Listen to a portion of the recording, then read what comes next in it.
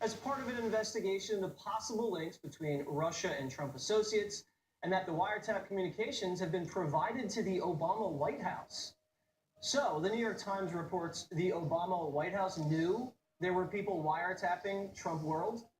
Sounds almost exactly what President Donald Trump tweeted about, right? But after the Trump tweet on March 4th, here is now the New York Times headline as it appears. Trump offering no evidence, says Obama tapped his phones. The headline was written by the exact same writer, Michael Schmidt. No evidence? People look at the headlines and wonder, is the New York Times not a good enough source? Unbelievable. And how about this hoax? On November 15th, a woman in Michigan reported to police that she was attacked by a man who scratched her in the face.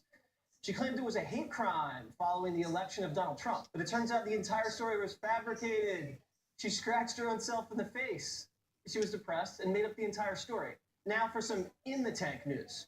And just so you know, the next 4, possibly 8 years will be eye-opening because voters will be able to perfectly show the media double standard, how it covers the exact same thing differently.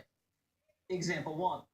A Republican congressman, Jason Chaffetz, received a massive negative press when he said this about the new Republican health care bill.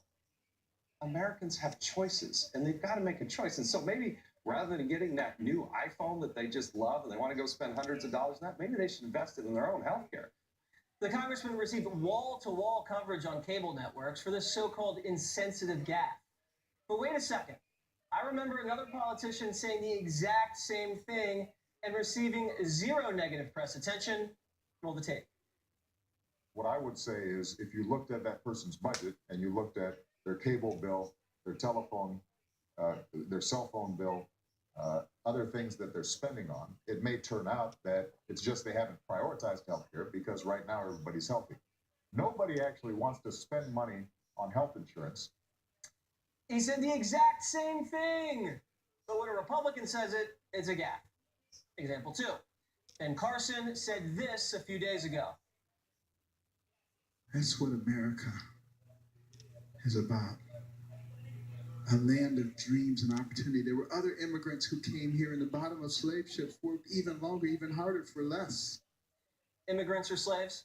The soundbite was the lead story on many liberal shows. It was called a gaffe, racially charged, and historically inaccurate. But guess who else said the exact same thing? Certainly it wasn't easy for those of African heritage who had not come here voluntarily, and yet in their own way were immigrants themselves. So you see, there's a different standard when Democrats say something because the press is in the tank. Now, for the real news this week.